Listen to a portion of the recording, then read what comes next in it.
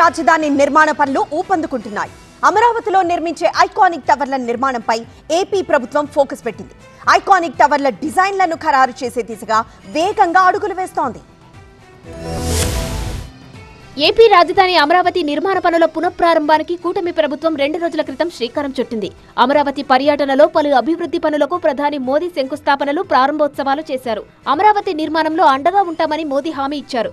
దాంతో మోదీ టూర్ తర్వాత రాజధాని అమరావతి నిర్మాణ పనులను ఏపీ ప్రభుత్వం వేగవంతం చేస్తుంది.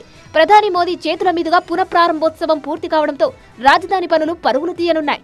ఈ క్రమంలోనే 5 ఐకానిక్ టవర్లు, అసెంబ్లీ, హైకోర్టు భవనాల తుది డిజైన్లపై ఏపీ ప్రభుత్వం కసరత్తు చేస్తుంది. తాజాగా సిఆర్డీఏ కార్యాలయంలో Norman Foster, Hafeez contractors, LNT సంస్థల ప్రతినిధులతో మంత్రి నారాయణ సమావేశమయ్యారు. ఐకానిక్ భవనాల డిజైన్లు ఖరారు చేసేందుకు చర్చలు జరిపారు. ఆయా భవనాల డిజైన్లను మంత్రి నారాయణ అధికారులకు ఆర్కిటెక్చర్ సంస్థల ప్రతినిధులు వివరించారు. ఇక 2014-2019 మధ్య అప్పటి టీడీపీ ప్రభుత్వం అమరావతిని రాజధానిగా నిర్ణయించింది. అక్కడ పలు భవనాల నిర్మాణ పనుల్ని మొదలుపెట్టింది. ప్రధానంగా అమరావతిలో సచివాలయం, ఐకానిక్ భవనాల కోసం అప్పుడే ర్యాంప్డ్ ఫౌండేషన్ వేశారు.